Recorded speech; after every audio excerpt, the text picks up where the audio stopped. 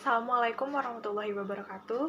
Saya Tripuspa Dewi Larsati dari Universitas Bhayangkara semester 4 dengan membuat video ini bertujuan untuk memenuhi tugas dari Pak Rahman Amin, yaitu selaku dosen pengampu mata kuliah pemidanaan.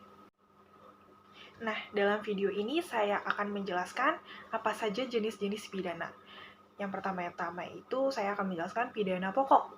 Ya, ketentuan tentang pidana pokok itu diatur dalam pasal 10 huruf A Undang-Undang Nomor 1 Tahun 1946 tentang Peraturan Hukum Pidana atau Kitab Undang-Undang Hukum Pidana, bahwa pidana pokok terdiri dari pidana mati, pidana penjara, pidana kurungan, pidana denda, dan pidana tutupan.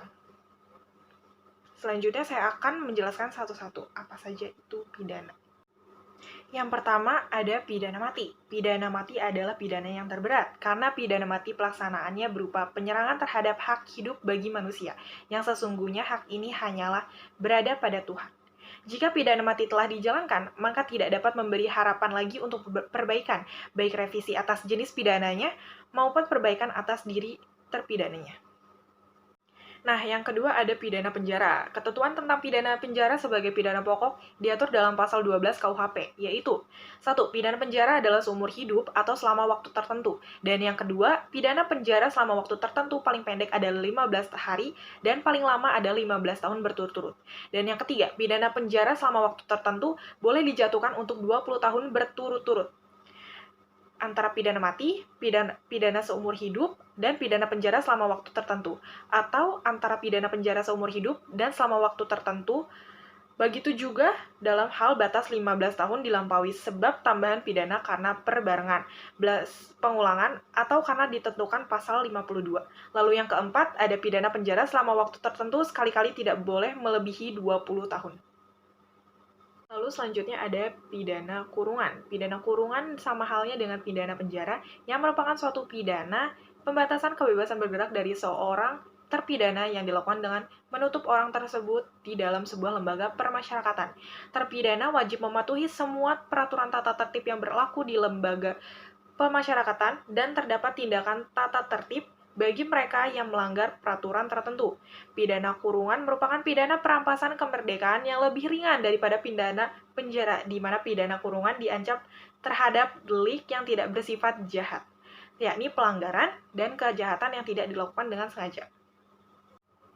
Selanjutnya ada pidana denda, yaitu ketentuan tentang pidana denda sebagai salah satu pidana pokok diatur dalam pasal 30 KUHP, yaitu sebagai berikut. Yang pertama, pidana denda paling sedikit adalah Rp3.75. Yang kedua, jika pidana denda tidak dibayar, ia diganti dengan pidana kurungan. Lalu yang ketiga, lamanya pidana kurungan, pengganti paling sedikit 1 hari dan paling lama 6 bulan. Lalu yang keempat, dalam putusan hakim, lamanya pidana kurungan pengganti ditetapkan demikian. Jika pidana dendanya Rp7.52 atau kurungan, dihitung 1 hari. Jika lebih dari Rp5.50, tiap-tiap Rp7.50 dihitung paling banyak 1 hari. Demikian pula sisanya yang tidak cukup Rp7.50. Lalu, yang kelima, jika ada pemberatan pidana denda disebabkan karena perbarengan atau pengulangan, atau karena ketentuan pasal 52, maka pidana kurungan pengganti paling lama adalah 8 bulan. Lalu yang keenam, pidana kurungan pengganti sekali-kali tidak boleh lebih dari 8 bulan. Selanjutnya ada pidana tutupan. Pidana tutupan merupakan salah satu pidana pokok yang ditambahkan ke dalam pasal 10 KUHP berdasarkan Undang-Undang Nomor 20 Tahun 1946 tentang hukuman tutupan. Pidana tutupan mempunyai tujuan, salah satunya untuk mengasingkan terpidana dari masyarakat agar masyarakat tidak terpengaruh oleh pikiran-pikiran terpidana yang bertentangan dengan politik pemerintah dan dianggap berbahaya itu. Selanjutnya, saya di sini akan membahas salah satu contoh kasus pidana yang menggemparkan tahun lalu kemarin, yaitu kasusnya Dandi Mario. Kejadian bermula ketika rekan Mario yang berinisial A mengadu kepada temannya yang berinisial APA tentang bagaimana David memperlakukannya dengan buruk, atau selaku mantannya sekarang. APA kemudian memberitahu Mario tentang hal ini. Awalnya Mario tidak percaya, namun ia bertanya lagi pada A. Karena tidak langsung percaya, kemudian A mendukung pernyataan tersebut. Mario mencoba menghubungi David setelah itu, tetapi tidak berhasil. Dengan alasan ingin mengembalikan KTP anak keturunan pengurus JP Ansor, Mario meminta A, selaku pacarnya Mario, menghubungi David lagi. Karena dengan beginilah rencana Mario untuk bertemu David dengan menyiasati ingin memulangkan KTP. David yang saat itu sedang berada di rumah temannya, langsung mengirimkan A lokasi terbaru. Mario langsung muncul dan mulai melecehkan David. Dia mulai menendang, meninju, dan menginjaknya sampai dia tidak berdaya dan koma. Mario melakukan pelecehan itu bersama temannya yang bernama S. Jadi dia tidak bertindak sendirian. Mario meminta S untuk merekamnya di ponselnya dan mengulangi serangan itu sementara David tidak berdaya. Mario pun ditahan pihak berwajib dan kini sedang diperiksa Polres Metro Jakarta Selatan. Selang beberapa waktu, temannya S juga ditetapkan sebagai tersangka.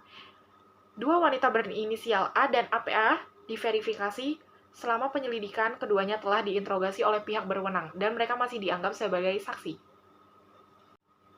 Karena kasus yang menjerat anaknya tersebut, Rafael Alun Trisambodo selaku ayah dari Mario Dandi juga masuk dalam daftar hitam akibat kasus ini.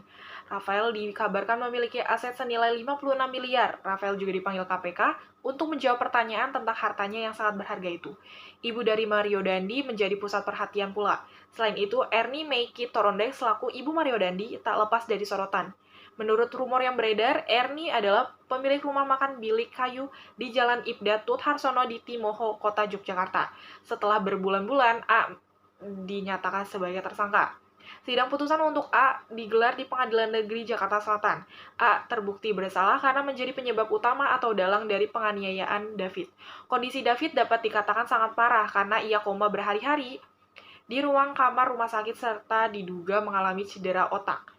A menuduh David dengan mengatakan bahwa A telah dilecehkan oleh David, sedangkan faktanya pada saat hakim mengambil perkara putusan di pengadilan bahwa pernyataan A tersebut terbukti bersalah. Dipertegas dengan bukti yang ada di telepon genggam David bahwa A yang sering menghubungi David dalam artian masih mengganggu David, namun David tidak pernah lagi merespon pesan singkat dari wanita tersebut.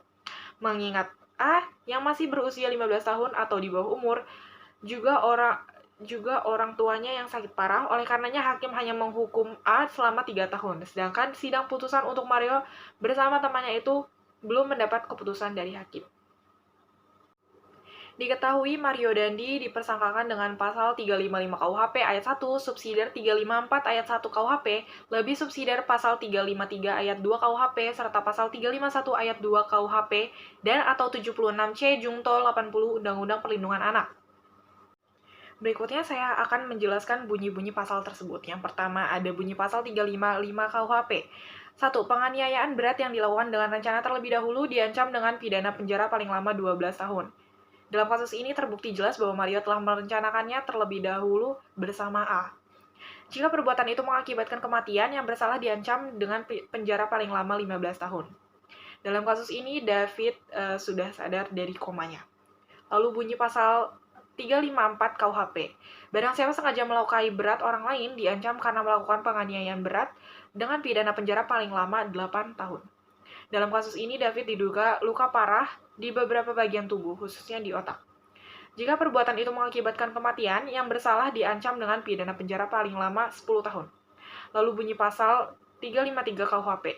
Penganiayaan dengan rencana lebih dahulu diancam dengan pidana penjara 4 tahun. Dalam kasus ini, Mario telah menyusun skema rencana dengan menyiasati ingin memulangkan KTP. Jika perbuatan itu mengakibatkan luka berat, yang bersalah dikenakan pidana penjara selebihnya 7 tahun. Selanjutnya ada bunyi pasal 351 KUHP. Jika perbuatan mengakibatkan luka-luka berat, yang bersalah diancam dengan pidana penjara paling lama 5 tahun. Dalam kasus ini, Mario melakukan tendangan berkali-kali kepada David, juga memukul seluruh tubuh David tanpa ada sedikitpun rasa kasihan. Lalu, jika mengakibatkan mati, diancam dengan pidana penjara paling lama 7 tahun. Selanjutnya, dengan penganiayaan disamakan sengaja merusak kesehatan. Dalam kasus ini, David terbukti tidak berdaya karena kesehatannya yang terganggu, diakibatkan oleh penganiayaan dari Mario. Selanjutnya ada bunyi dari 76C Jungto 80 Undang-Undang Perlindungan Anak. Setiap orang dilarang menempatkan, membiarkan, melakukan, menyuruh melakukan, atau turut serta melakukan kekerasan terhadap anak. Dalam kasus ini, sang kekasih Mario diduga masih berumur 15 tahun, yang berarti masih di bawah umur. Namun ia telah bertindak melakukan strategi kekerasan terhadap anak. Lalu selanjutnya ada bunyi pasal 31 ayat 1 PP 94 tahun 2021. Pasal ini menjelaskan tentang kedisiplinan pegawai negeri sipil. Dalam kasus ini, Rafael Aluntri Sambodo dipecat oleh Sri Mulyani karena kasus anaknya yang telah melanggar hak asasi manusia. Nah, demikian video pembahasan yang telah saya sampaikan. Selebihnya mohon maaf. Wassalamualaikum warahmatullahi wabarakatuh.